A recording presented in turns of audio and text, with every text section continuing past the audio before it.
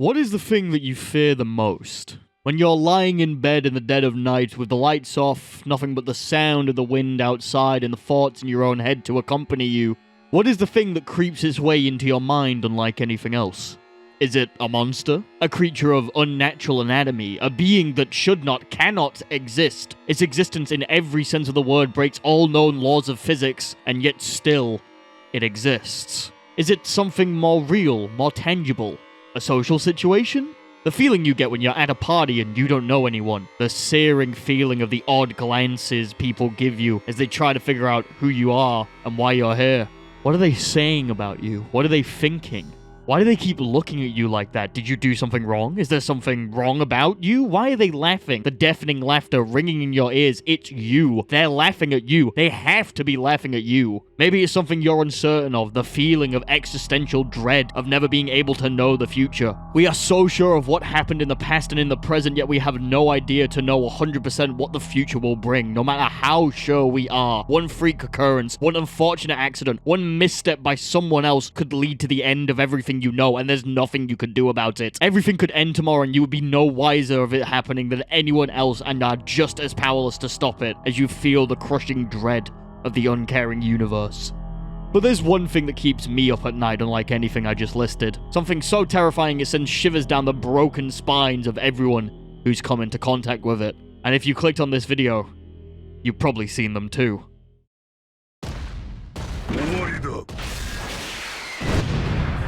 Let's talk about grapplers. Grapplers are one of the three pillars of the fighting game archetype structure, and they're one of the most diversive archetypes out there.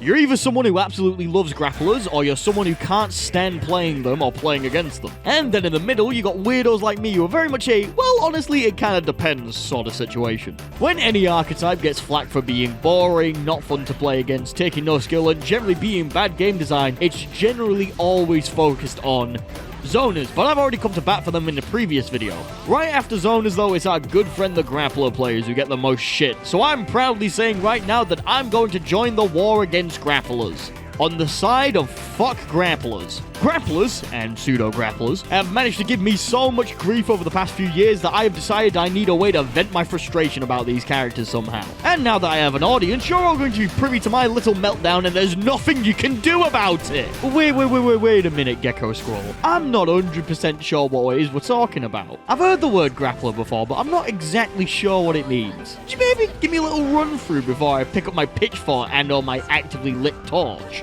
Yeah, sure, we gotta pad this out anyway. Here's why you hate fighting grapplers.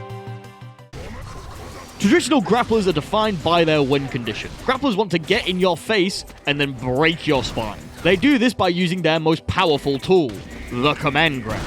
Look everyone, it's the funny move! It's the funny move that we all love. Watch as the jingling of the keys are in front of your face while Potemkin just breaks my spine. It's content when I use the funny move, guys. I'm not sure what it is with grappler players and landing command grabs, but anytime you ask a grappler player how it feels to land a command grab, they kind of make it sound like they've taken the best drugs ever and are having an absolutely amazing trip. For traditional grapplers, the command grab is generally a massive move that does a bunch of damage once it's landed and resets the match back to neutral, most of the time. But why do they care about the command grab so much? Why is it the centerpiece of the grappler archetype? Why do they name an entire type of character grappler when in basically every fighting game since forever, players have had the ability to grab other players with every character? Is it the big fucking damage? Yes, but there's a slight bit more to it than that. See, grapplers tend to be pretty bad at literally everything else. Their neutral sucks. Their buttons generally suck. Their zoning? What zoning? Their pressure? Predictable.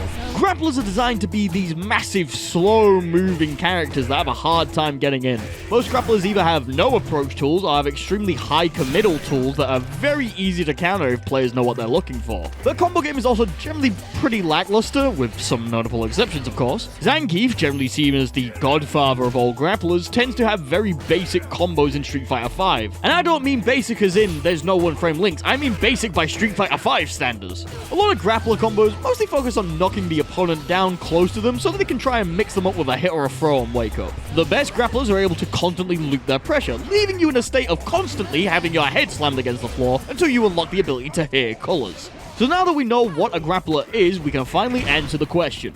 Why do you hate fighting grapplers? Now, fighting games are weird in the way that you can actually have a different view of the entire game depending on how good you are at it. Some things that top players complain about might be completely invisible to new players, and the things that newer players complain about could be things that top players don't even consider while playing. Because of this, I wanted to divide the discussion into different skill divisions in order to try and figure out why so many people have a hatred of grapplers. So let's start with the little newbies, shall we? When you're first starting out in a fighting game, there's a lot that you need to get to grips with, especially if it's your first fighting game. You probably have no idea what neutral is, motion inputs are hard as balls, and landing anything resembling an optimal combo is an absolute pipe dream. You're probably also not that good at blocking, but we'll get to that.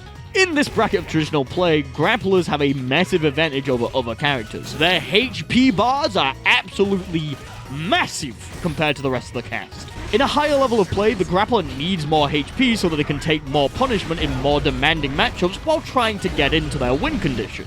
If a grappler had no mobility tools and an average amount of HP and they were to go up against a character that had good zoning tools, then the players playing the grappler would probably want to game end themselves. But in beginner matches, where you're essentially just trading pokes back and forth, having the bigger HP bar is an absolutely massive advantage compared to your opponent. And if we go just a little bit higher to where players are able to do basic combos and special moves reliably, guess what special move you have that does more damage than their bread and butter combos? But beginners don't block. Well, that's why we're swiftly transitioning onto the next section. How does one define an intermediate player? You don't, but for our example, let's say that this is a player that's figured out the basics of the game. They have a decent grasp of concepts such as neutral, how to run offense, and how to play defense. They even have an understanding of the win conditions for most of the cast. Right now, they're just struggling in some particular areas. Maybe their defense is lacking, maybe they've been using a flow chart to get to this point, and when somebody figures them out, they crumble. Maybe they just get too tilted. Whatever it is, they're starting to find the flaws in their game plan, and their enemies are exploiting it. There's a good chance that this player has learned a lot through trial and error, that the best way to deal with some matchups is simply just to sit there and block while the opponent goes ham. Against most zoners, shotos, and a lot of rushdown characters, this is generally a good idea, as the opponent will open themselves up for a counterattack if they're not thinking through their decisions. So blocking in most situations is good, yeah? Yeah. Grapplers thrive off of one thing more than anything else: their opponent's fear. Once you get over that initial hump of learning the basics of fighting game and finally figure out exactly just how much there is to learn about these games, you'll inevitably at some point feel scared and overwhelmed with the options on what they can do and can't do. And there's nothing more scary than an 8-foot-tall, 250-pound hunk of meat slowly making its way towards you while you have nowhere to run. Jesus Christ, help! Because of the overwhelming presence of grapplers and their movesets, intermediate players tend to find themselves panicking and scrambling in order to find a way to get away from them. Why are you still approaching me? Grapplers tend to be able to thrive when other players begin to scramble and panic, as they have lots of ways to catch predictable movement options. They got ways to catch backdash, jump backs. That's basically it for most fighting games. Because of this, the intermediate player gets frustrated with grapplers, as when the grappler does get in, it can feel like there's nothing they can do without getting absolutely fucked. Because they tried to play the game, except for the one time that they decided to block, and then finally they get hit with a command grab. The unknown factor here isn't going to apply to everyone, but there's a good chance that these players simply haven't thought about how their opponent is actually going to get to their win condition, or how their choices can be covered by the opponent's movesets. And instead of reflecting on themselves in the situation, they blame the beast. So what about the players who actually know what's going on all of the time? Now, I should preface this with the fact that I am not a top-tier player. Maybe not even a high-tier player. I've only ever been semi-competitive in one game, being Guilty Gear Strive, in which I hit the 10th highest rated Baiken in the world, and then immediately stopped playing Tower because I was scared of losing it. But I do like to think I understand these games well enough to be able to explain why some high-level players just don't like fighting against grapplers. From the whispers on the wind to the several times I've sat down and watched Brian S. videos all day, I've heard rumors of things grapplers can do to infuriate even the most mentally stable of gamers. BGs. The biggest downside of grapplers is obviously their ranged ability, right? The fact that grapplers have to slowly etch their way into your preferred range is something that defines them as an archetype. But once they're actually in, what if the grappler players found ways to keep themselves in?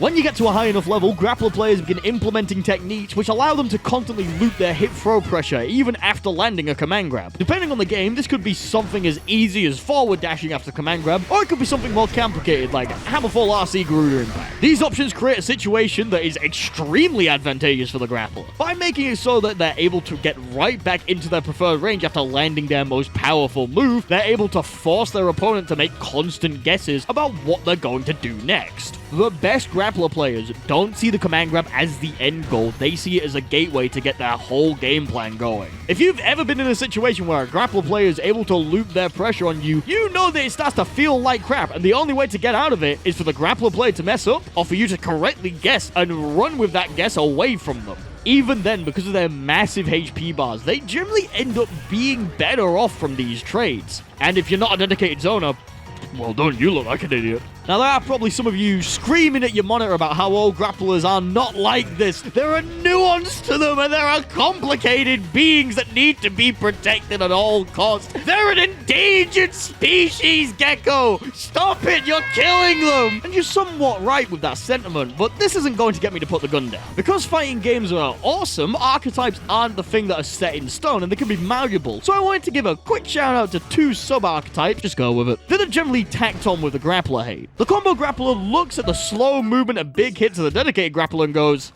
yeah, nah, fuck that, and decides to steal some of the rushdown character's homework. Generally having less HP and weaker command grabs, combo grapplers use command grabs to set up elaborate damaging combos and powerful Okizeme situations. They also generally have a better way of dealing with projectiles and aren't as slow as the dedicated grappler. Don't underestimate that weak command grab though, they can still hit like an absolute truck. Jesus fucking Christ, Makoto. When I say I kinda like grapplers, I mean these guys, because they actually allow me to do sick things instead of watching an animation of a big dude jumping in the air and falling back down. Also, DNF Dual Grappler is a combo grappler, and I won't be taking any questions on this. The big body has all the traits of the dedicated grappler, but they're missing one important thing.